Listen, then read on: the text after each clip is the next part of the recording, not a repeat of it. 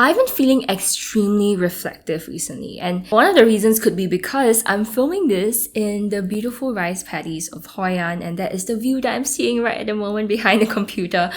But I think the main reason is because I was just scrolling through my photos and clearing it so that I can clear some memory for more photos. And it reminded me of how in the past 2 years, so many things has happened for me. Oh my gosh. Like, I remember at the start of last year, I was bawling my eyes out, trying to decide if I wanted to leave a particular business partnership that was misaligned to me. I was like, oh, should I leave? Should I not leave? It was just a whole thing. And then I went for my first ever digital nomad trip, got into a relationship with someone I met on the plane, got out of that relationship this year. It's like a lot has happened, right? I feel like sometimes like my life is like a whole drama. As I was like looking back at the past 2 years and kind of reflecting at my journey both in life, in my relationships, in my business, I realized that there are some really key powerful lessons that I've learned that are lessons that I just wish I knew earlier, but I'm glad I went through what I went through to learn it, to be the person that I am today. And so I'm going to share with you these 3 lessons. And I am naming this podcast episode The Confessions of a Recovering Workaholic, inspired by Confessions of a Shopaholic. I don't know if any of you watched that movie, but I really like that movie and I'm going to name it like that, Confessions of a Recovering Workaholic. So firstly, some backstory on why I'm a recovering workaholic. I was born in an environment where being the best was valued, right? Working the hardest was valued. I remember back in school, would say things like, oh, like, I studied so much that I didn't even sleep last night. And that was kind of like a pride, like a badge of honor that people wear, that they're working extra hard. And back in school, I always did kind of average, and I felt like I needed to work like doubly, triply hard than the people around me in order to even have average grades. That kind of put me into a constant state of competition. And I always felt like I needed to work harder. I always felt like I needed to do more and not get left behind. And this attitude kind of followed me all the way to university, to adulthood, to even running my business right now. So when I first started running my business, it was a business that I started because I was passionate about wanting to help people overcome their fear of speaking. And I wanted to do something that I love, that I was truly passionate in. And one of my goals was I just wanted to earn just enough that would prove to me that I can do this as a career. So I was like, I need to at least earn a fresh graduate's pay. Within, I think, like 6 months, I managed to achieve that goal. And I was happy for a while, but then I set new goals. I look at other people on Instagram, I'm like, oh, they're doing this, they're doing that, they're earning more money. I gotta set bigger and bigger goals. So I was creating bigger and bigger goals, and I would create the goal, chase after the goal, and achieve it at all costs, at the cost of my health, at the cost of my relationship sometimes, or at the cost of my mental well-being. I would do everything it takes to achieve that goal, only to realize that the ecstasy and the happiness of achieving that goal kind of dies after 10 seconds. And then I'll set a bigger goal, and a bigger goal, and a bigger goal, and I'm like constantly chasing goals. And I realized, that's not sustainable. And it's very, very tiring, and I could feel like I was going through rounds of burnout after burnout, and like my passion and my energy was just draining off through me. So what I did was, last year in the mid of the year in June, my sister asked me, hey, do you want to go to Vietnam? And that trip was life-changing for me because it opened my eyes to the beauty of the world. It opened my eyes to the things that I'm missing as I was just putting my head down working all the time. I was losing out on experiencing what was happening in the world, the beautiful greenery, on the connections I could make, because I was just putting myself in my bedroom, office, working all the freaking time. That particular trip opened my eyes, and just like a young girl who has just discovered clubbing, I went crazy and I started going on many trips. In a span of like 6 months, I went to 25 different cities/towns. Many people online, they see me living like the best life, like, wow, Ray, you're doing amazing. You are like living this great life. I don't think people really knew there was actually a downside to this whole traveling thing. Travel was like my desperate escape to get out of the cycle of burnout. Over time, that didn't work anymore because just like I was chasing goals after goals after goals in order to get the ecstasy and the excitement, I was chasing visiting country after country after country to get that ecstasy and excitement that I really needed to find from my work. Of course, there are many positives, right? Through travel, I met amazing people from all around the world. I've made deep connections with people who I don't even speak the same language as. It's helped me feel more present. It helped me appreciate the world a lot more.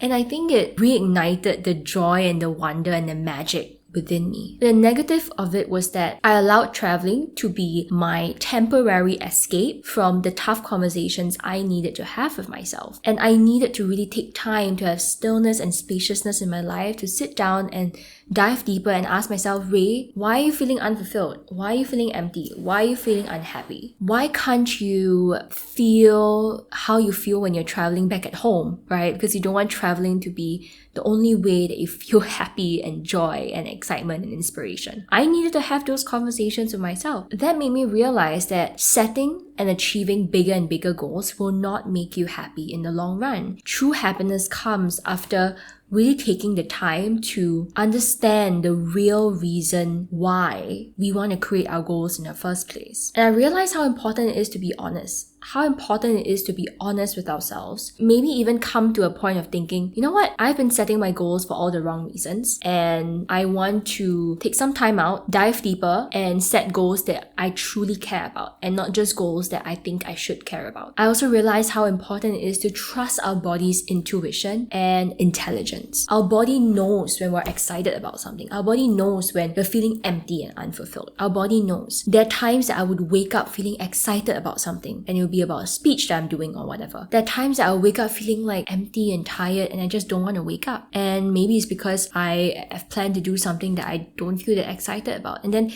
it's important to take time to pause and kind of dig deeper and ask myself why. True happiness comes with self-awareness and clarity of our emotions and our actions. And this brings me to lesson number 2, which is the importance of inspiration and alignment before strategy and analysis. Now, I mentioned just now that there was a point in time after about a year of running my business where I didn't feel as passionate anymore, and it could be the burnout. Probably is the burnout because I was just so tired and I needed rest, that all the passion that I had when I started my business kind of like drained out of me. So it could be the burnout. But I think that another reason was my drive and my why for starting my business has changed over time. So when I started my business, I wanted to serve people that had a fear of speaking, and I wanted to help people overcome that fear of speaking, and that was it. Whereas over time, I realized that I enjoyed working with people who want to own their voice, not just because they want to overcome their fear of speaking, but because there's a greater purpose behind them wanting to overcome that fear. Maybe they want to overcome that fear so that they can step into their authentic self. Or maybe they want to overcome that fear because they want to be a better leader. There has to be a bigger reason why they want to overcome that fear, as opposed to they want to overcome that fear because it's painful. And I know this is such a slight tweak, but I realized that me sticking with my past marketing materials, me sticking with my past spiel on why you should join my program, it was making me feel kind of meh about it, because I just wasn't excited about my product, about the work that I was doing anymore. I wasn't excited about the particular angle of my program anymore. And when I took time to really sit down and dive deeper to ask myself why I wasn't feeling as excited, and I realized it was because I was marketing in a way that was attracting the old type of people that I want to work with, as opposed to the new type, which are people who are rising leaders, people who want to use their voice for more and not just overcome their fear for the sake of it. I realized that I was more excited to market again. My excitement kind of basically became alive again, and I was way more excited and fulfilled marketing once I figured out and got clear of why I wasn't fulfilled. And that is why I realized the importance of inspiration and alignment, as opposed to just like pushing through and just going for strategy. You know, growing up, I think we've been taught that once we find something, we gotta stick with the plan and not change our mind. But the reality is that we evolve as people. We are allowed to change our mind. We are allowed to pause, identify what's wrong and what's missing or what has changed, and make new decisions, change a new direction if we have to. That's necessary, because otherwise, we're just gonna be unhappy following on to the old things that we've been doing. And that flows really nicely into even personal branding as well. Like when we are inspired and aligned in our brand, the communication of that brand is going to be effortless. When we intentionally design our life, we effortlessly communicate our brand. Before going to strategy and the skill set and the how-tos, it's so important to be clear or who we are, what we stand for, what we're inspired by, what we're aligned on. I think like 1.5 years, as I mentioned, 1.5 years after building my business, I didn't feel as excited anymore, and I was actually really worried.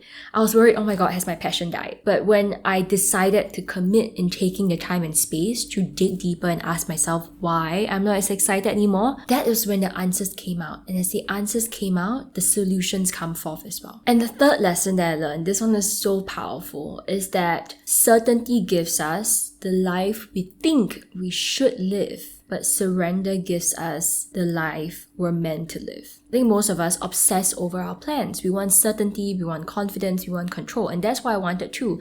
Because since young I've been taught, you do this, you will get this. And sometimes I don't get it, and then I feel like I'm not good enough. So we end up working ourselves to the bone to guarantee our success. We design a perfect brand to gain recognition and respect. We choose our partners even from a checklist, so we'll find the perfect one. I remember doing that as well. I'm like, I need to choose a partner that's this, so that I can also be successful. It's almost like we're trying to design a perfect life and ensure that we don't F it up. But no matter how hard we try, there's always going to be things that don't go according to plan. I think you and I know that, right? At least from our perspective, it feels like it's falling apart. When that happens, we blame ourselves for not doing enough, for not getting it right, for not seizing our chances. It's as if we only have one shot in life. There's no room for mistakes. What we don't see is that mistakes is not a mistake in the universe's grand plan. Mistakes, failures, rejections, they exist to teach us, to grow us, and to prepare us for challenges that we have in this season of life. But in hindsight, I think it's always the case, right? Like in hindsight, as I connect the dots looking back, a lot of the things that I see as failures and rejections ended up being the biggest blessings of my life. We think that having complete certainty, always feeling confident, and asserting control is how we win at life, when it's really not. When we do so, we steal away the privilege to enjoy magic in our life. This magic, it only occurs when we do our best and then surrender the rest. Life is not about winning or losing, right? Life is about experiencing fully what it means to be human. And that is the highs, the lows, and the in-betweens. Without sadness, I don't think I'll ever experience joy.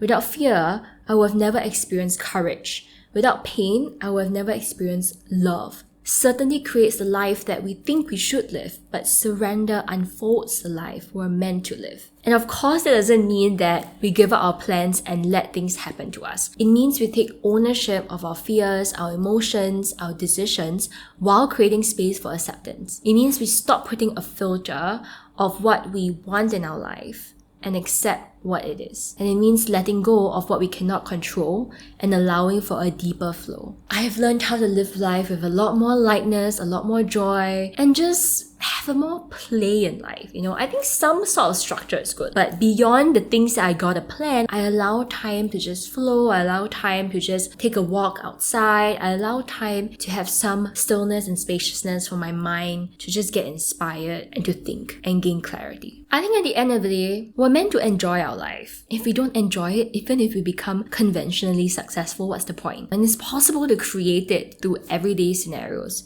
It's possible to create it and fuse it into our everyday life. If we see the life as magical, we'll find ways to make it magical. And those are the 3 things that I learned in my Confessions of a Recovering Workaholic episode. I'm very excited for the next few episodes because I've recorded some amazing conversations with guests, and we're going to dive deeper into like love, relationships. If there's any particular topic that they would like me to talk about or find someone to have a conversation about, let me know via Instagram and I'll find ways to make that conversation happen.